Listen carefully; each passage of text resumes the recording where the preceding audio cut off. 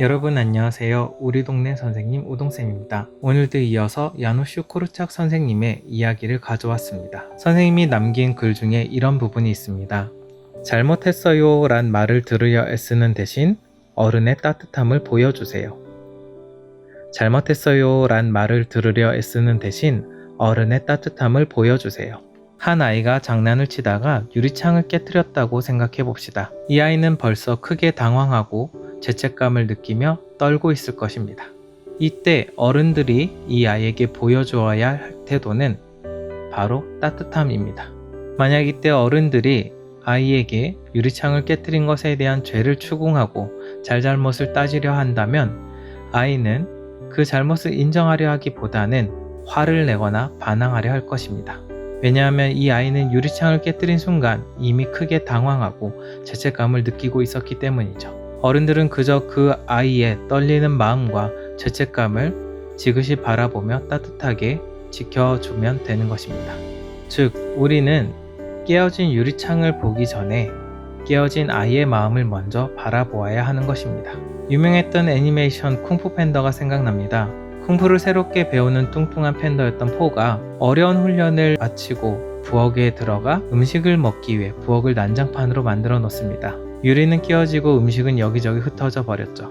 이때 찾아온 스승 시푸는 이 부엌을 한번 둘러보고 그리고 그 가운데 서 있는 포를 바라봅니다. 그리고 시푸는 깨어지고 흐트러진 부엌이 아니라 포의 내면에 있는 가능성을 먼저 알아봐 줍니다. 이렇듯 앞선 깨진 유리창 앞에 선 아이처럼 우리 어른들은 문제 상황을 보기 전에 그 앞에 서 있는 아이의 내면을 살펴보아야 합니다. 유명한 가족영화 원더에는 이런 말이 나옵니다. 옳음과 친절함 사이에서는 친절함을 택하라. 옳음과 친절함 사이에서 친절함을 택하라. 물론 우리는 사회생활을 하면서 옳고 그름을 분명히 가려야 할 때가 있습니다. 어른들의 세계에서는 더더욱 그렇지요.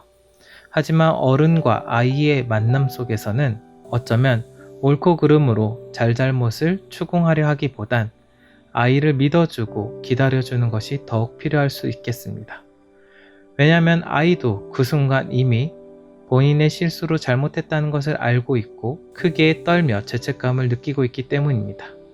우리는 그 아이가 스스로 실수와 실패를 되돌아보고 한층 성장할 수 있도록 따뜻하게 바라봐 주면 되는 것 같습니다. 물론 타인에 대한 폭력이나 사회가 용인할 수 없는 행동에 대해서는 분명 어른들이 아무리 아이일지라도 단호하게 대처해야 할 것입니다. 그래서 학급 긍정훈육법 PDC에서는 친절하지만 단호한 교사, 친절하지만 단호한 부모를 이야기합니다. 즉, 아이의 내면을 바라볼 때는 따뜻하고 기다려주는 시선으로 보지만 함께 정한 규칙 또 아이가 반드시 죄에 대한 책임을 물어야 하는 부분에 대해서는 단호하게 행동하라고 합니다. 저는 죄책감이 나쁜 감정이라고 생각하지 않습니다. 죄, 잘못된 것에 대한 책임을 느끼는 것, 잘못된 행동에 대해 책임감을 느끼는 것 매우 중요한 감정이라고 생각합니다. 아이들은 이 죄책감을 더 깊이 받아들일수록 한층 더 성장해 갈 것이라고 생각합니다.